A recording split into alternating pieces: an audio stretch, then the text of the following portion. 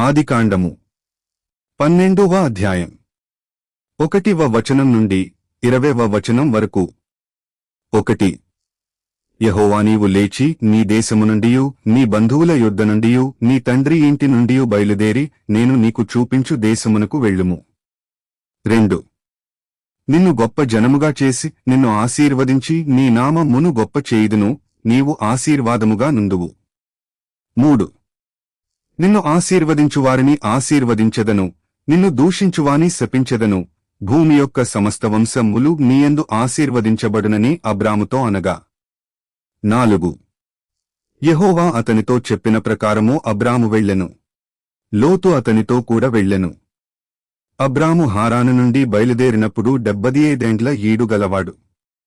5.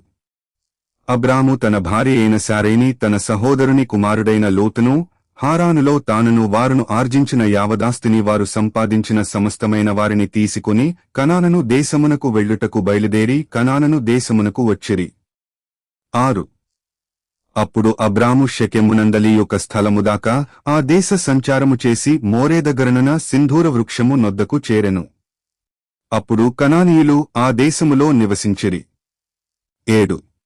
యెహోవా అబ్రామునకు ప్రత్యక్షమై నీ సంతానమునకు ఈ దేశమిచ్చెదనని చెప్పగా అతడు తనకు ప్రత్యక్షమైన యెహోవాకు ఒక బలిపీఠమును కట్టెను. 8. అక్కడ నుండి అతడు బయలుదేరి బేతేలుకు తూర్పుననున్న కొండకు చేరి పడమటనున్న బేతేలునకును తూర్పుననున్న హాయికిని మధ్యను గుడారము వేసి అక్కడ యెహోవాకు బలిపీఠమును కట్టి యెహోవ నామమున ప్రార్థన చేసెను. 9. అబ్రాము ఇంకా ప్రయాణము చేయిచూ దక్షిణ దిక్కుకు వెళ్ళెను. 10. అప్పుడు ఆ దేశములో కరువు వచ్చెను.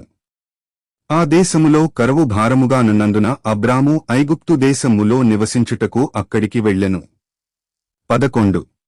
అతడు ఐగుప్తులో ప్రవేశించుటకు సమీపించినప్పుడు అతడు తన భార్య అయిన శారైతో, ఇదిగో నీవు చక్కనిదానివని ఎరుగుదును. 12. ఐగుప్తీయులు నిన్ను చూచి ఈమె అతని భార్య అని చెప్పి నన్ను చంపి నిన్ను బ్రతుకనిచ్చెదరు. 13. నీవలన నాకు మేలు కలుగునట్లును నిన్ను బట్టి నేను బ్రతుకున్నట్లును నీవు నా సహోదరివని దయచేసి చెప్పుమనెను. 14. అబ్రాము ఐగుప్తులో చేరినప్పుడు ఐగుప్తీయులు ఆ స్త్రీ మిక్కిలి సౌందర్యవతి అయి యుండుట చూచిరి. 15. ఫరో యొక్క అధిపతులు ఆమెను చూచి ఫరో ఎదుట ఆమెను పొగడిరి గనుక ఆ స్త్రీ ఫరో ఇంటికి తేబడెను.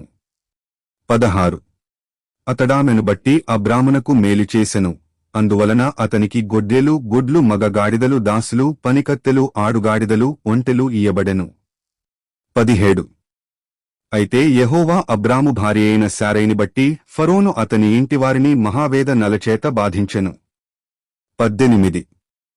అప్పుడు ఫరో అబ్రామును పిలిపించి, నీవు నాకు చేసినది ఏమిటి?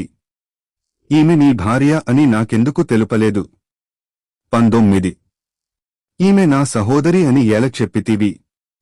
నేనామెను నా భార్యగా చేసుకొందునేమో, అయితే నేమి, ఇదిగో నీ భార్య, ఈమెను తీసుకుని పొమ్మని చెప్పెను.